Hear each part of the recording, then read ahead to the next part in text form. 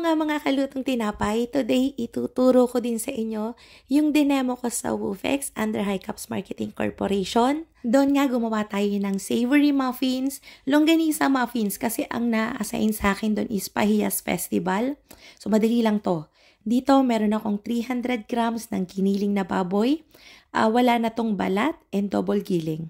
Karamihan dito is taba, para hindi matigas yung magagawa nating longganisa. Naglagay ako dyan ng 1 tablespoon ng rice wine para lumambot yung karne natin and ma-penetrate kagad siya nung marinate. Longganisang lukban, simple lang siyang gawin. Ang pinaka-flavor lang nito is bawang. So naglagay ako dyan ng isang buong bawang, tinadtad.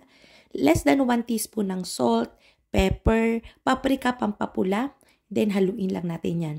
Dito din maglalagay tayo ng 2 pirasong oregano leaves.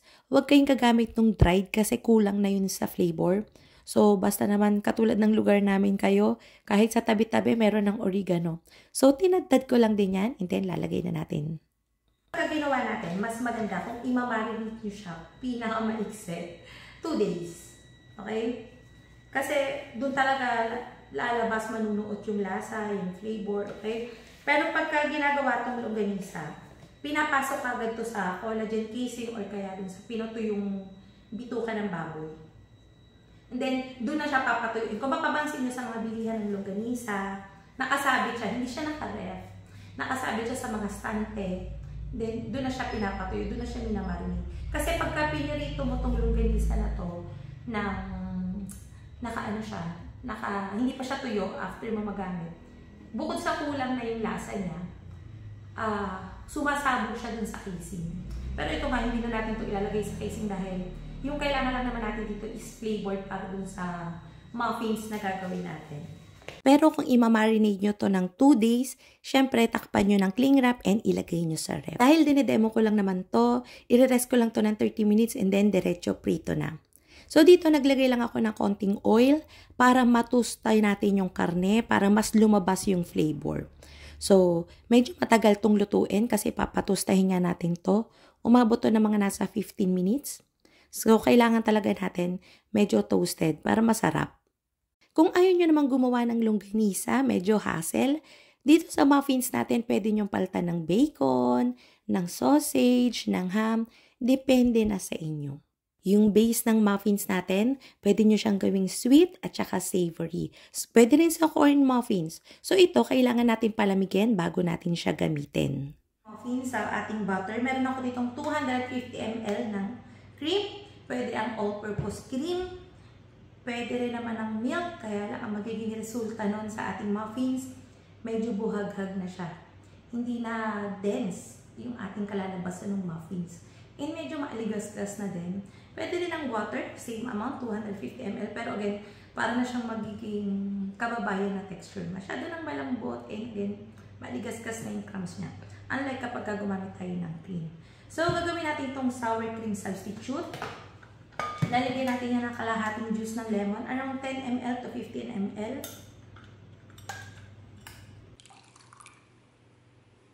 Then, haluin. And then dito meron akong 3 pirasong large na itlog. 3 piraso, medyo madami. Para sa 350 grams ng flour.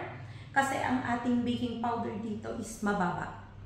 Okay? Ang nagagawa ng itlog sa baking, mas nakakapagpa-volume siya, nakakapagpa-umbok. So, mataas yung ating egg. Mababa lang ang ginagamit kong baking powder, baking soda lagi sa mga recipes ko. Kasi alam niyo naman, merong lasa to. Okay, para mas maging masarap yung ating baked products, hanap tayo ng ibang paraan para malesen natin yung paggamit sa kanila. Pag wala ng choice, again, pwede natin gawa ng paraan yung tatabunan natin yung lasa niya. Pagka mga strong flavor na katulad ng cocoa, pagka mga chocolate moist cake, yun, natatabunan na yung lasa nun. Pero yung smell na andun pa rin. So, 3 eggs, ang dami ko na iniimik.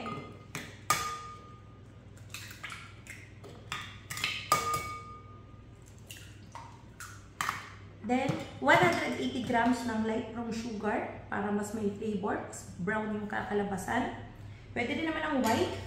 1 teaspoon ng salt, mababa lang yung salt natin because medyo maalat-alat na yung longganisa natin.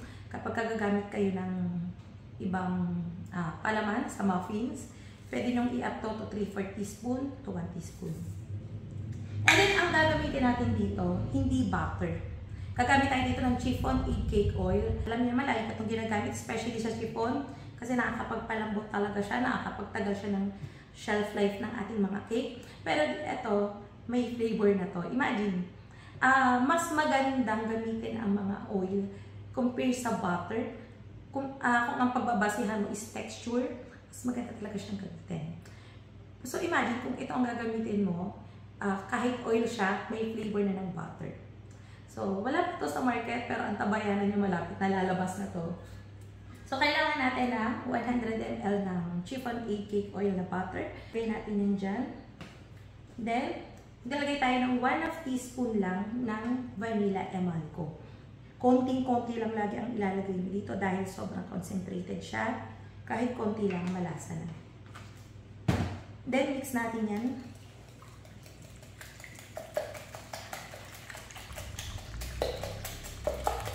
Pag pinimix natin to, lagi, especially pag gumagawa kayo ng mga cake, muffins, make sure na kapag katapos yung i-mix yung sugar and salt, halos matutunaw na siya. Para kapag tapos natin siyang i-bake, moist talaga yung kakalabasan ng ating baked products. Yung substitute na ginawa natin kanina.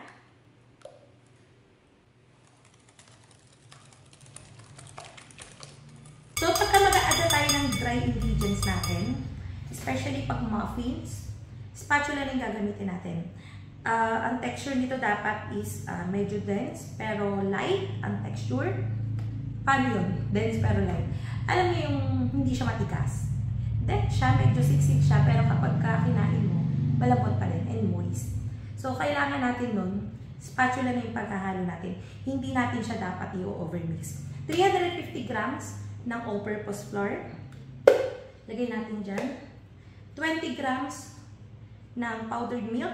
Powdered milk is always optional kapag nakikita kayo sa recipes. Lalo sa akin, optional lagi yan. Pampasarap lang siya. Pero kung sa texture, kung makaka-apekto ba siya kung wala, hindi naman. Medyo kasi pagka may powdered milk, mas mapula yung kakalabasan ng inyong baked products. So, maglagay na rin kayo para wala tayong problema. 20 grams and 1/2 teaspoon ng baking soda. Baking soda, remember? And 1/2 teaspoon ng yeast. Okay? Ito yung isa pang ginawa ko para hindi siya lumasa. And mapapansin nyo dito sa muffins na to, malutong yung crust niya dahil yun sa yeast. Pagka after baking natin, makapansin nyo, parang tinapay yung crust niya sa ibabaw. Malutong na malutong.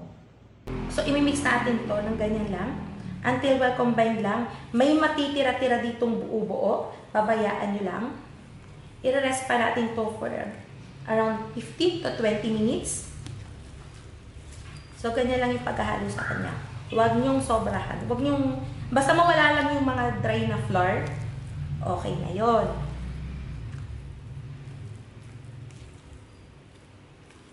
So, katulad yan, okay na yan. After 20 minutes of resting, ganito na yung texture niyan. Pwede na nating ilagay yung pinalamig nating longganisa kanina.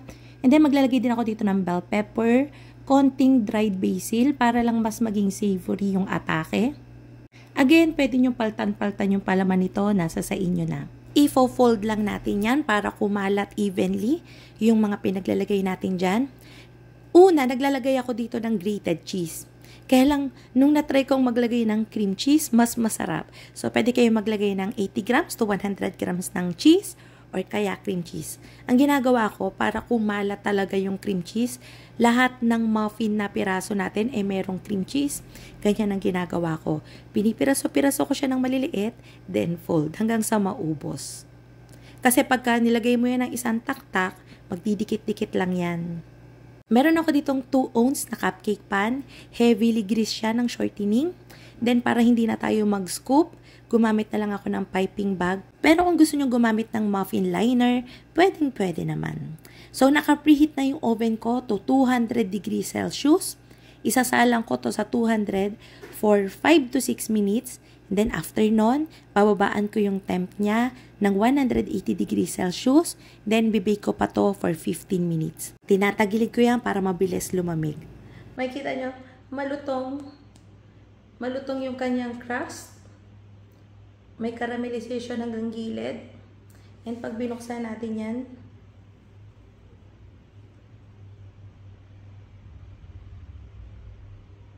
see? Maganda yung crumbs niya. Crumbs pa lang hindi na mukhang matigas. Moist talaga yan. And, syempre, masarap. So, yun na nga mga kalutong tinapay. Sana yung nagustuhan niyo yung ating video for today. Magkita-kita tayo muli. Ito po mula lutong tinapay. Bye-bye. Tikman natin. Sarap. Wala akong panlasa.